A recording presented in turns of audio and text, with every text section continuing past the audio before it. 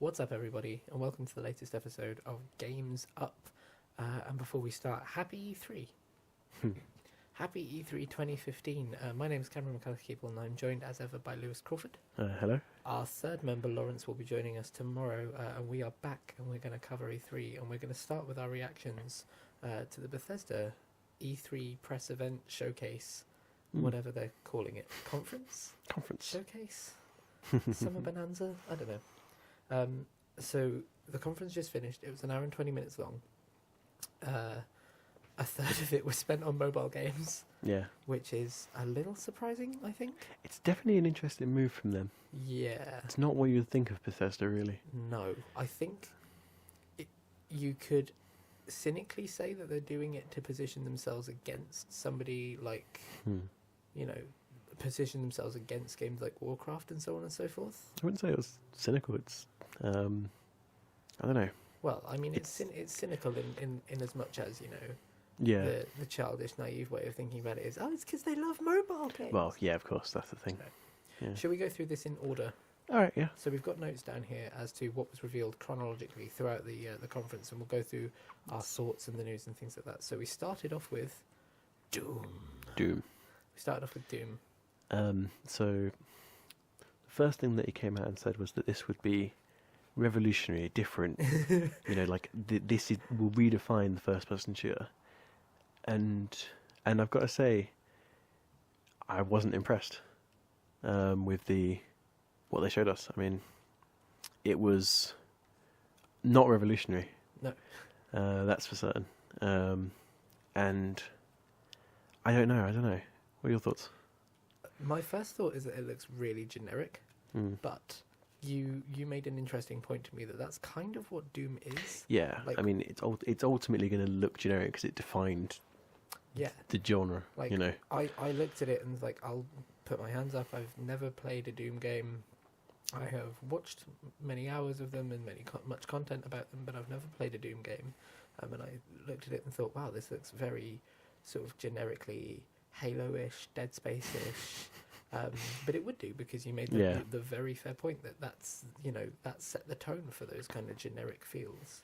Yeah, it is kind of the defining, like, Doom defined all those games. I mean, it was one of the first games that even was sort of first-person shooter, Now, the one thing I will say is that whilst it looked generic, and that, that may be intentional, that's fair enough, the gameplay looked very generic. We saw two demos. The first demo took place on what I can only imagine to be some kind of lava spaceship. Yeah, it looked like that. Weird. It might be like a mining facility or something. Yeah, that makes sense. It looked like a Dead Space. Yeah. Section, I suppose.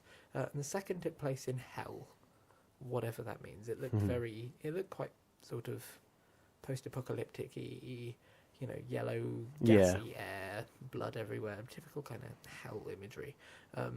And the gameplay looked exactly the same. Yeah. Like, you could have cut and pasted the location and I wouldn't have known the difference. Yeah, I completely agree. And it occurs to me that, if this game is anywhere from 6 to 12 hours long, if you're playing, the first 2 hours and you get that, Dead Spacey platform section, well, cool. But if the gameplay doesn't really change that much... Yeah. I mean, this was kind of one of the things I said to you during it, is that they had no hints at all of there being a story, which is interesting, because usually you kind of like point to their story being a story, even if it's just like a sort of a line of dialogue in the trailer. Usually there's some mention of a story, and if that's just the gameplay, if it's just like, if the entire game is just that for 6 hours more, depending, it's, I don't know, it's worrying. I mean, even the sections where you typically would get story, like where he was using the person to open doors, it just seemed generic. It's very quiet. It seemed very much like a kind of on to the next stage, rather than here's progression. Yeah. And, I mean, they said, interestingly, they said it's out in spring, they say spring 2016? Yeah. Is that what they said? Yeah. So, they said spring, they did. It's got time. They said spring 2016. Maybe they're holding back a much deeper demo. Yeah. Like, maybe this was here's your teaser, here's your taster, here's what Doom's gonna look like. Yeah. And I hope so, because they're making a huge thing of like reinventing Doom and bringing it back, and it looks like Doom. Yeah. It looks like it would play like Doom, from what little I know. It looks fine, but it doesn't, like, Doom is the wheel in terms of like what we have now, in terms of like generic sci-fi spacey shooter. This doesn't look like a reinvention of the wheel. Yeah, I know what you mean. But they're talking about it as though it is. Well, we talked about the. They said it was be fast paced. Yeah. Oh yeah. Made a big deal about it being fast paced, and it didn't really feel fast paced. Like the second trailer, the second bit of footage they showed us was actually sort of like he was actually like dying, and it was an actual fight. Whereas the first gameplay bit we saw was sort of bad. Like it was what you kind of imagined the very easy mode would be. It felt very A to B to C to D. Yeah, and the enemies would sort of slowly lurch towards you. Yeah. And then like there was bits in it where they were shooting you and just sort of missing, like badly. I don't know, like Stormtrooper in Star Wars shooting. And I'm hoping that's just the first sort of half an hour, and the game gets harder because it was interestingly slow. Like, especially when they come out and say it's fast paced, and then it's like not. It didn't, and we were saying it may be one of those things that like it looks a lot slower than it plays. Yeah.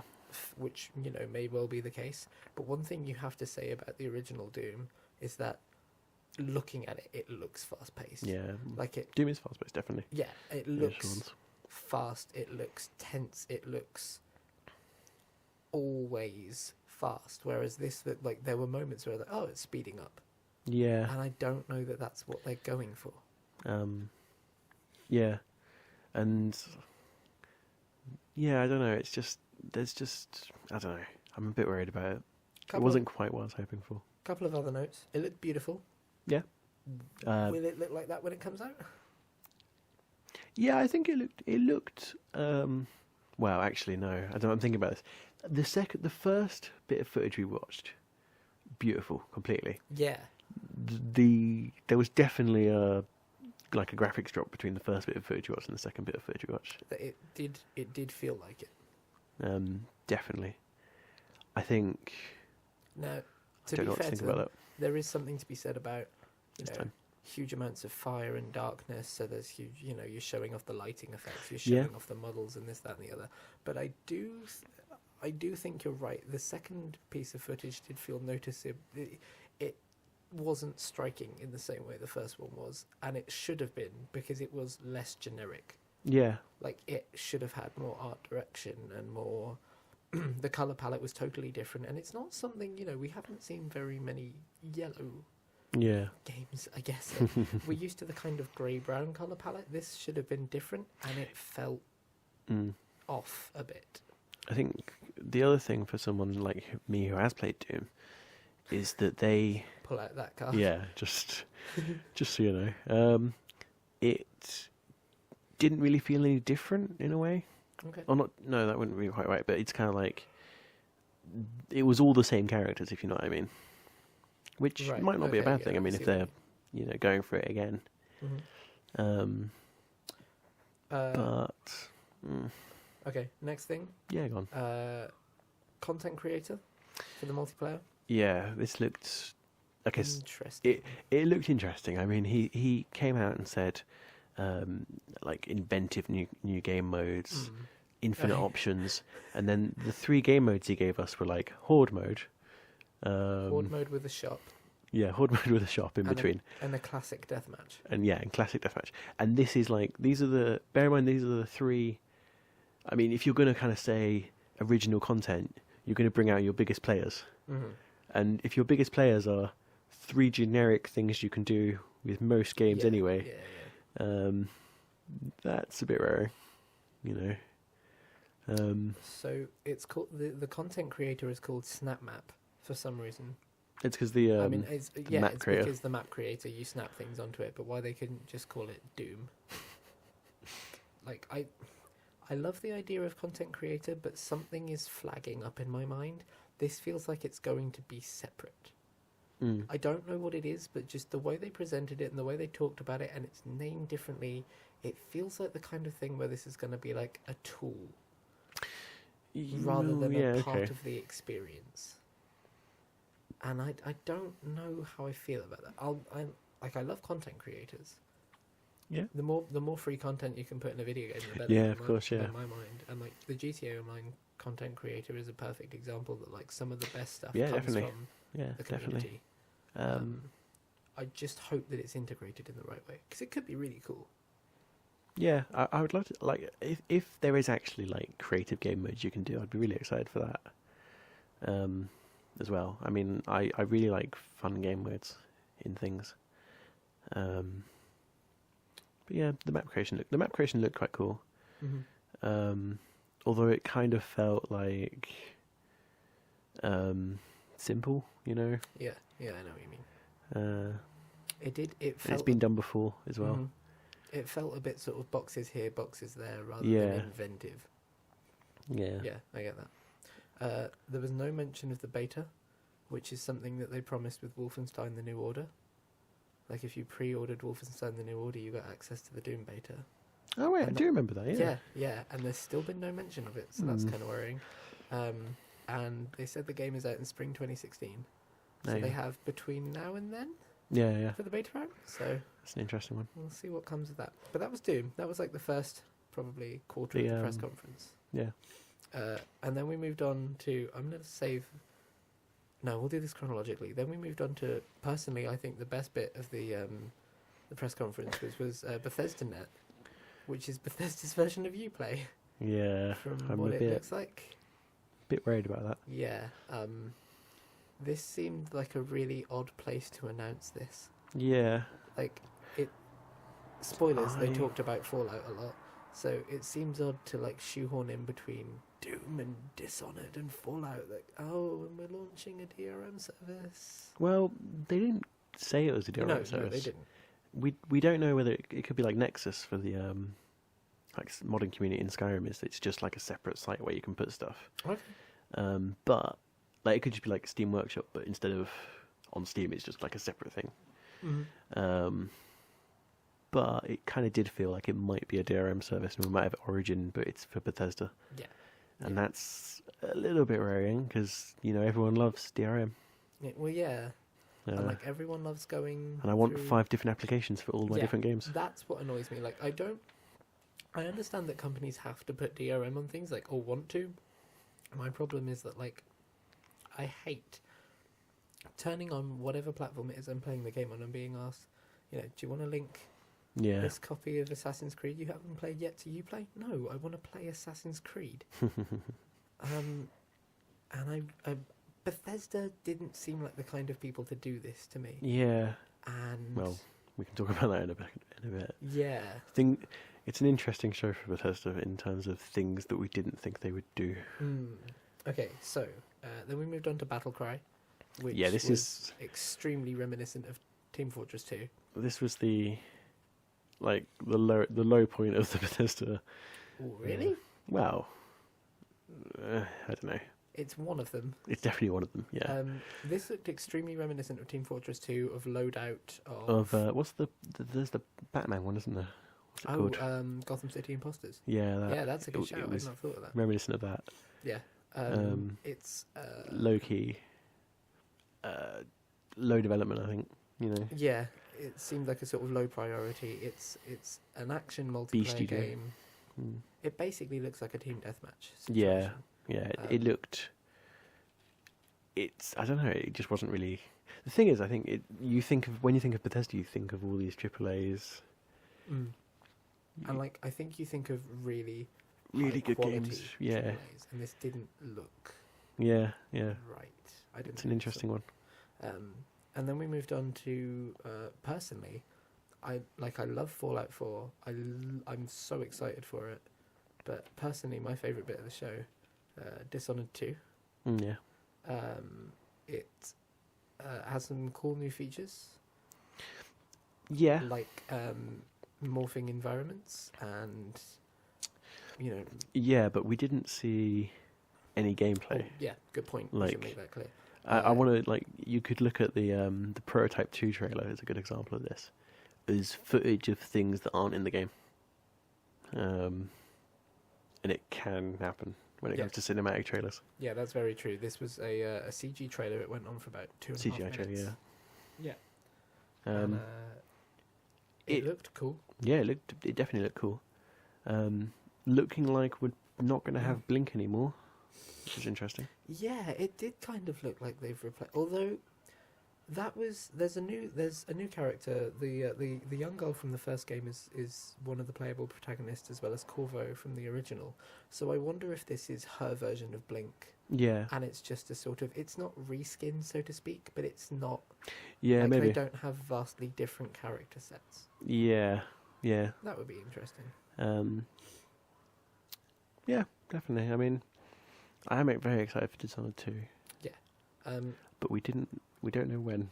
Yeah. Bethesda kept saying, the people who were presenting things kept saying that this is what's coming in the next year from Bethesda. It's not coming out this year. I can't believe like this is coming. They would have shown us some gameplay or something. Yeah. Like what we got is, a teaser at best. Yeah. This it's was not a name announcement. Yeah. So. Yeah. It looks cool. It looks great. I'm excited for more Dishonored 2, and to know it exists is awesome. I will be very interested to see what exactly the game is when we see it played. Actually, let's talk about location for it, because it was interesting, because the first game's very sort of, it's not dark so much, but it is definitely dismal. Oh yeah. Like the palettes, it's not that grey, but it is grey. If that makes any sense.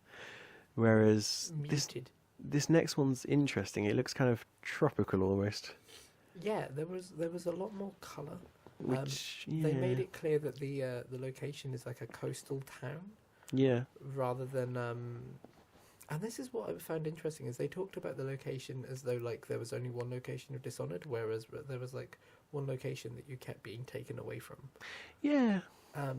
So I wonder if this is more of a sort of open world thing. Like I wonder if this is a sort of. That's true. We didn't really hear about whether. Because as well as that, like the way the trailer was framed was, there is this person listening to something that happens in the world, and then they run off somewhere else and do a thing in it. Yeah. That's a pretty open world kind of format. And Dishonored could really, like, I think it could really profit from an open world. I'd love that kind of stuff. Because, like, going back to the other areas in Dishonored 1 and seeing the change that had happened, and having to, like, rethink your way around stuff was really interesting. And have that kind of sort of always happening interactivity in an open world. It's a really ambitious idea for it, but it would be a really cool thing to do. And Dishonored's the right kind of game for it. Yeah. So that could be cool. Then we got exactly what we wanted them to give us. And they said, so whilst you wait for Dishonored 2, we're going to give you the second Game of the Year edition of Dishonored. Yay. So all the DLC on your Xbox One, PS4 and PC. Definitive edition, isn't it? Did they announce it for PC, or was it just Xbox One and PS4? I'm not sure. I feel like they said PC. You Google that one, lovely listener, but it's Xbox One and PS4, so it's next gen edition, all the DLC. Yeah. So there's that. Definitely hadn't sold enough already. Yeah, I mean, like, I'm not a fan of the trend of like. Of all the games that really deserve to be played of last gen, Dishonored is definitely one of them. Oh yeah. But I don't know. But it's this trend of sort of we can't make original. Well, it's not even we can't make original games. It's just that like we need more Xbox and PS4 games. Let's just upscale games that we already had. One of the funny things is that people say that the last gen went on for so long. Like it did. It was the longest gen. But like we've come into this one and seem to have been stalling for the past. Yeah, like I know it's so off many games that have come out have been like. But the lineup isn't great on either of the consoles. I mean, this year is absolutely the best year. Oh yeah. but like how much is going to be pushed and how much of it's remakes and like that's the thing. It's taken like, for stuff 2 like the years to Grim get. Fandango remake, that's totally fine by me. Where it's like generations ago, it's something like a lot of people never got to play, Yeah. and it's totally like redone. No, That's I hear you. cool I by hear you me. definitely. But when it's like, well, like when it's like Dishonored that came out in the last. You're not going to like years. me for this one. Okay. GTA. Yeah, GTA is a fair criticism. I mean, the only thing I will say about GTA is I don't think anybody who's really into the games industry thought that GTA was just going to be last gen. Like, it was pretty obvious it was pretty obvious that the game was going to be next gen. And if I'd really, you know, thought about buying it from principles, in theory, I should have waited to get it next gen. Yeah. But GTA is one of those things where, like, I'm not buying it because it's like... I'm buying it because I want a GTA game. Yeah. Because they are a good thing to always have on the hard drive, always be able to jump into. So that's definitely kind of fair enough. It's not good. But, like, I don't feel like... Like, Dishonored isn't a kind of game where I'm like, I don't know what to play. I'll go and do a bit more of Dishonored. It's a game you have to really be in the mindset for. Yeah, I agree. And I don't know whether Dishonored's got the same sort of returnability as something like GTA. I can't imagine me going and buying the definitive edition after already playing it already. Especially because the thing with the Grim Fandango thing, although I guess, I don't know, it's just the upscaling, where it's like the difference between this game and the game you played is that it's upscaled. Yeah, it's like it's DLC and you get a few extra lighting textures. Yeah. Or something. Yeah, I know. Quickly run out to the shop and buy it. Yeah, I know what you mean. So then following Dishonored HD edition, we got Elder Scrolls Legends, which is Elder Scrolls Hearthstone. Yeah, we didn't really get... Which was the first of 2 mobile games announced. See, this is where we go into the whole... not the path we thought Bethesda would be taking thing. Yeah. We've got an online platform and a card game and now, an iOS game. I'll give them their dues. Of all, like, we know that we are going to get probably a lot more mobile games than we want this year. Like, Square Enix have a press conference. Yeah, and I am willing, I'm scared about that. Good money on Definitely scared about that. iOS games all over the place. And of all those kind of games that, the prospects of all those games, a Skyrim card game like Hearthstone makes a lot of sense. Yeah. And I could see it working really well and being a good game. See, I wonder if it's not too late almost. Because, like, there's the Family Guy tapped out. Mm-hmm. Kind of late to the party. If you know what I mean. Yeah, true. We'll see. The thing you've got to, I think the thing we have to bear in mind is that they're banking on the IP. Yeah, of course. Like, they're banking on everybody loves Skyrim and Elder Scrolls Online. The only problem with that is that, I wouldn't say there's any memorable characters in the entire, Yeah, that's true. But Elder Scrolls. But then, are there any really memorable characters in Warcraft? If you're into it, I mean, I'm not enough. But see, that's the thing. Are we enough into I'd say Elder Scrolls? I might be. Okay. I don't know. But I wouldn't say there's many, beyond your character yourself, there's not really loads of memorable characters. Yeah. Or at least not ones you would say. The thing is with Warcraft is that at least the people that they choose to be kind of the main characters are, epic characters that take you out throughout certain, places. Right, okay. And they are sort of, superpowered. Whereas in the Skyrim world, you're the only one that's superpowered. Right, okay, I see what you mean. So, this game is going to be made up of sort of... Farmers. Well, I don't know. Heroes beneath you. Whereas Warcraft is Hearthstone is playing with the Masters of Warcraft. Yeah, that's a good way of putting it. I get that. That's a totally fair criticism. And then we moved on to... Then they pretended the conference was over for 10 minutes, which was weird. Not for 10 minutes, it was for a minute and a half. And then they came on and showed Fallout 4. Yep. Yeah! So they showed a whole bunch of behind-the-scenes art, which looks awesome. Yeah. A whole bunch of it was pre-war, which looked doubly awesome. And then they came on stage and showed a whole 15-minute demo from the pre-war section. Yeah. They came on and confirmed, you're going to see what it was like before the war. And you're going to play it, and here it is. Now, I think the reason they did this was to show the character creator and to show the sort of establishing of the Fallout world. Yeah. But I think they showed way too much.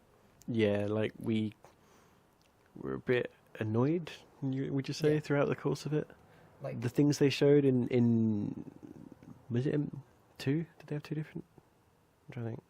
What, in the 3 different sort of semi-demos? Yeah. Yeah. So there was bits in all of them we were a bit like... Well, I loved all the demos after this one. Oh, yeah? You're the only one who's being a cynic there. Wait. Okay, no, then it was all the first one. Okay, so they showed sort of 3 demos. The first demo was pre-war, then coming out of the vault and showing a few of the features. So it's like... Oh, yeah, no, it was the first one that annoyed me. Summary of the first few hours of the game, I think. Then the second demo was customization. Yeah. And the third... Cool. Yeah, customization and, like, base building and things. The gun customization looked so cool. Yeah, and then the third demo was a mobile game. Yeah. Which we'll get onto in a minute. I love the customization stuff. Like, base customization isn't really a fair way to put it. That makes it sound very, like, this is really deep. Like, you can... It's hard to describe. Like, you build up a whole base that can be raided, and you can find hundreds of different options to customize things in the world and like entirely build out new weapons and armories, and then you can do this for your power armor as well. The power armor customization looked very cool. And it kind of reminds me of Far Cry 4 a little bit. Oh yeah? Yeah, well, Far Cry in general, where you like take a base and then it can be raided at any time, and I imagine you'll have to sort of travel back and look after it. Yeah. And it seems like a sort of... It did say that it was an optional part, so... Oh, did they? Yeah. Oh, right, I didn't hear that. It's not like... it's entirely optional, you could skip it, so... That's interesting. That makes me think it's like a... I don't know. Maybe it's not just a quest, maybe it's a full thing, but... It's not like core gameplay, which is interesting. Okay. Well, I really like that. You seemed a bit more reserved. I don't know. Like I like having a base, like a home base, to go back to, but I'm not a big fan of when it becomes like a level creator or something like that. Right. Like when it comes to base customization, I'm all for sort of. I know you haven't played Black Flag, but in that game, that you have like this island and you can buy individual things, and it's just kind of built for you. Everything's kind of done, you know. Right. Okay, I see. I like. It's strange to say that I like less customization, but it's kind of like when it comes to those kind of things, I'm not playing Fallout to play like Sims, you know. Yeah, I see what you mean. So let's talk about the pre-war stuff. I think they've really undermined a section of their game by doing that. Yeah. Yeah. I think... Now, I'll make it clear, and I'm holding my hand up to terrible confessions today. I've never played a Fallout game. I've watched people play them. I have been in rooms while they have been played. I have poked fun at somebody who couldn't play them very well. But I've never played a Fallout game, but one thing I do know is that they are known for their resonant moments. They're known, like, people... I don't hear people talk about them in the same way they talk about GTA or Far Cry, where they're like, oh, there was this fucking awesome moment that happened when, like, a honey badger came out of the bushes. Like, they're known for there was this moment in the game where I had to make a decision, or where the story came together. Yeah. And I feel like this should have been one of those moments. Like, what should have happened is, you get thrown in the deep end, you customize your character, your family, everything's great, you build up this great world, then... oh shit, the nuke goes off and you have to make all these decisions and run, and it's tense and, you know, it's tense and unnerving and upsetting. Yeah. And then you come out of the vault 200 years later, and, like, they told you this. Yeah, they showed it. They showed it. They didn't just tell it, they showed it. And they made it clear that you were the sole survivor of the vault. And, like, that's a, like... Oh, did they say that? Yeah, they say you were the sole survivor of Vault 111, and that, they shouldn't have done that. Yeah. What should happen is, like, you come out of that vault and somebody says, yeah, I'm sorry, you're the only one. Yeah. That should be how you establish that world. Yeah. And I think what they were trying to do was show off, we have all these new features and these new ideas for you to see and play with, But I think in doing so, they've undermined a little bit of what people play Fallout for. Fallout 4. Yeah, definitely. Yeah. I'm a bit... So if we're the sole survivor, then like they made this big thing of like you can customize both. There's 2 characters, male and female, and you can customize both of them. And I imagine you can play as either of them. Yeah. And then you have a baby. But surely if you're the sole survivor, then they wasted their time a bit with the baby idea. Yeah. See, that's the only thing I'm a bit like... So, like, they made this engine that, like, made a baby depending on what you and your partner look like, and then your partner dies and the baby dies? That doesn't seem like a thing that's... Yeah, I know what you mean. That is ripe for conspiracy theories. It seems a bit strange. Although, it's got to be said, the baby didn't look great. Yeah, so that's true. Maybe they just didn't put a huge amount of time into. No, I know what you mean. And they're known for that kind of storytelling. So maybe they have been quite clever in showing that. And then there'll be a big surprise in the story. But I Maybe think, there'll be some sort of, like, flashback ghost thing. I don't know. Yeah. I could do that. But, like, I would have really liked to pick up Fallout 4, sit down, get into play with it, and have no idea that pre-war was coming. Yeah, or, that's like, the thing. really hope that it was coming. They showed too much, definitely. Yeah, I really think so. And speaking of showing too much, they moved on from that to a Fallout mobile game, where you basically play Simpsons Tapped Out with a Vault. It's... Yeah, well, I mean, like, there's a game, Tiny Death Star. You know that? I don't know it. It's... That's one looks of those confessions very similar I'm to okay that. to say. Yeah, it looks very similar to that. It's kind of... Or like XCOM. Yeah. The base building side of that. It's... It didn't look good. It didn't look something I was really excited for. Or about. Now, luckily for you, all of you playing E3 bingo / drinking games, it was our first moment of, and it's live right now, because it came out the second the press conference finished. So in theory, we could download it and give you a full review. Yeah. But I'm willing to give you my thoughts on it now. No, thank you. Really? Yeah, I don't like. I know that sounds really judgmental and silly, but like, what I want from a Fallout game, having never played one and being really excited about Fallout 4, what I want is my character, my world, my story that engrosses me for hundreds of hours, that I get to know like the back of my hand, and where I'm more concerned about the story it's telling and the world it's building rather than resource management. Now, if resource management is a mini game that's cool, great. That's even more to add on to it, but I don't want it to be the core. And that very much looked like what this is, where you resource manage to send people out into the wild, and they come back with more resources, and you manage them to send them out into the wild. Yeah. Like, it seems fine for a mobile game, but I thought that the Hearthstone thing made, like, the Elder Scrolls Legends thing made so much more sense. Yeah. For Bethesda's first outing on the mobile platform, I think this should have been switched around. It's a bit weak. I can't imagine many people are going to play it. And maybe we're being entirely cynical, and like we pick it up on iPad this evening and it's the best thing ever. But if you had told me that this was somebody, who'd made a knockoff Fallout game and Bethesda hadn't got to it yet, I would have believed you. And the fact definitely. that it's like the fact that it was given like as much time as the concept art was, or as much time as like they've built a Pip-Boy, which is ridiculous. Yeah, but so it's still like, really? Is that what you like focus your messaging on?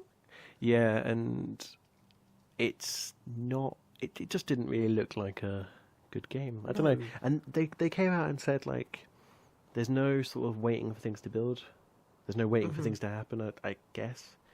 And you can buy packs to give yourselves more gear and things. Yeah. And it sounded too good to be true. It sounded like, I mean, we'll see obviously soon, but it sounded very, this game's completely free. And you wouldn't really expect that from a big company ever. Well, and like more than that, if it was completely free, then I don't know. It's not even that it's too good to be true, because we saw in action that it's too good to be true. Yeah, I guess, There's premium currency in it. There's all the things that make free-to-play typically bad. Yeah. And they didn't look like they're doing anything to change that trend. Yeah. I don't know. It was a mixed conference, I feel. Yeah, definitely. No, it had a lot of up and downs. The Fallout stuff was awesome. Like, that was brilliant. Do you want to talk about the collector's edition? Yeah, that's a fair point before we wrap up. The collector's edition of Fallout 4 comes with an actual Pip-Boy that you can plug a phone into. And there's and you can like run mini games on it and stuff. Yeah, there's connects to the actual game. A new companion app. So for all of you people who thought that the Apple Watch was, a little bit too bulky, well, this is the solution for you. You can strap your entire phone to your hand. I give him a lot of shit for it, but I'll be honest. I'd rather this than a fucking statue. Yeah? Like, yeah, absolutely. Like, I'd rather something that That's I cool, can wear yeah. for like half an hour and think, oh, this is the coolest thing ever, before putting it down and never looking at it again.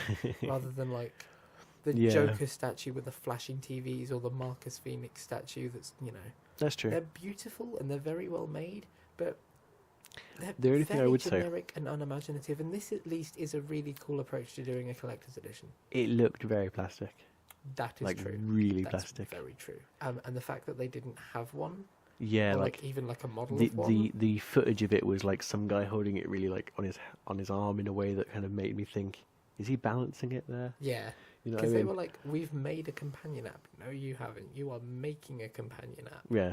And if it launches with the game, which I'm sure it will, all well and good. The companion app looked. If it launches with the game and it doesn't work for the first week, I guess it depends, because I mean, like, if the companion app means that you can just like tap your arm instead of going into the menu, then yeah, okay, that's cool. But from what we saw, the companion app is the menu. Can you imagine if you needed to wear a Pip-Boy every time you played Fallout 4? Can you imagine if it was like you turned on Fallout 4 and instead of getting a "Would you like to link this to Uplay?" you get "Are you wearing your Pip-Boy?" and you have to do like a little sort of tapping. Of course, you don't have to do that. No, you don't. It's but it was just the menu on your iPhone, which is a bit strange. And I mean, for people who love Fallout and love that universe, that's really cool. Yeah. Like, that's, if the Arkham Knight thing came with like a cowl with the Batman menu in it, you would have to stop me from buying it. I would. This is the wearing thing I actually would. Exactly. So like, we don't like, Fallout isn't my premier thing, so this isn't as cool for me. But it is a cool way to approach, I think, collector's editions imaginatively. I just don't think it's there. I think all the people that pre-ordered Fallout 4 pre-purchased. It's not even pre-ordered, is it? It's pre-purchased. It's pre-purchased. Which is a weird name for a thing. I think that means I think that probably means... Like, I don't know. I didn't click on the pre-order link. I never do. They don't get the collectors. But, like, does that mean that they've bought it? Like, have they I think they can change their mind, but I hope so. I think that's how it works, because it's interesting, because it's like, it's a weird way of doing it, because you announce a pre-purchase, all of your die-hard fans buy it, and they're like, collector's edition, and it's like, oh, I'm going to have to cancel my pre-purchase. Mm-hmm. Says everyone, what was I going to say? Oh yeah, that was what I was going to say. Spoilers, if you don't want this kind of thing to happen in the future, or if you just don't want game companies to be bad, stop pre-ordering games. Yeah, it's never good. Unless you are the, like... I guess don't not pre-order everything. I'll put my hands up, I pre-ordered Batman, because no matter how terrible that game comes out, I'm going to want to play it. Yeah. That's the exception. When you know that you're committed to that game no matter what, that's okay in my mind. When you're pre-ordering Assassin's Creed because they're like, hey, you can get new Assassin's shoes, stop it. It's when we've seen don't get me started on Assassins, but when we've seen enough to be like, it's going to be good, or at least be fairly sure it's going to be good. Unless it's like, oh, actually, no, I shouldn't say this because it goes against Batman. What? When it's the whole like pre-order well, you don't get this content. Oh yeah, Batman is terrible for that. Yeah. Anyway, this is not Bethesda. Oh yeah. We need to be back on Bethesda. Overall, I think a mixed conference. Yeah, not quite as powerful as I was hoping for. Yeah, not as many highlights as I would have wanted. Oh shit! Here's the most important thing. Sorry. November the 10th. Oh yeah. For Fallout. Good. Yeah. Because if they'd come out and said, and it's out in March 2016, that would have been a little bit of a digging grave. If they'd come out and said, I don't know. You say this, but I'm not so sure. Really? I think these days people are happier for games to be longer. Although admittedly, they did say they'd worked on it since Fallout. Well, since after Skyrim. But like, I think most gamers are happier for things to be pushed back because I would rather have a game that comes out in a year and is really good. Like, if AC Unity had been a year later, it would be twice the game. I would agree, but then the difference there is we've had... 2009, 2012, 13, 14... Has there been... Am I right in thinking there's been Assassin's Creed every year since 2009? Yeah, I think so. Brotherhood, Revelations, Black Flag... Rogue and Unity came out at the same time. Brotherhood, Revelations, Black Flag, Unity, Syndicate... And 2 was... Brotherhood came out the year after 2, didn't it? Yeah. Yeah, so we've had all the Assassin's Creed games since 2 in the amount of time they've taken to make Fallout 4. Yeah. So I think the difference here is if they brought out Fallout 4 and shown us all this stuff and then been like, and it's out probably in 2016. Yeah, true. That would have been digging a grave. Whereas if Assassin's Creed comes out and be like, here's what Syndicate will look like, but we're taking the time to make it, I think that's a different thing. No, but like, I don't mean it like that. But if they say like, you're right. This one isn't an annualized franchise, you well, are then right. I clap my hands a bit because they're making the right decision. But here they've made the right decision to announce it at the right time, release it at the right time, and let it speak for itself. And that's good. And that's what we need more of them to do. Definitely. But it's an interesting one. I'm really scared that we're going to see loads of mobile games. Yeah. I suppose we'll have to do like a post console E3 kind of thing. Just a mobile special. If you had to sum up this conference in one word. Oh. It's putting me on the spot. It's gonna probably be the whole mixed. Mixed, okay. Yeah, I'd give it an all right. It's like, it's hard to say because, I mean, we were thoroughly disappointed by Doom. I don't know if we made it clear enough when we were talking about it, but like, I was not happy. I wasn't thoroughly disappointed by it, but nothing about it excited me. Well, like, and then they followed it with that battle cry. Yeah. It was a slow start. It was a very slow start. I give it a 6.5. Is that all you have to say on the matter? On Bethesda? Yeah, I think that's about it. Cool. Well, in that case, ladies and gentlemen, that was Games Up's reactions to? Games Up's reactions to. I think that's good. That was the Games Up reaction. Delayed reactions. Tired reactions. Yeah, it's 5 o'clock in the morning here where we're recording.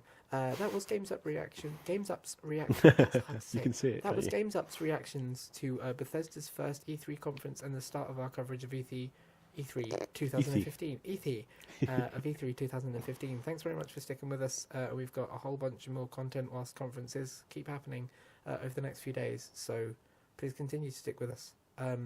Thanks very much. And until the next conference, happy E3 and the Game's Up.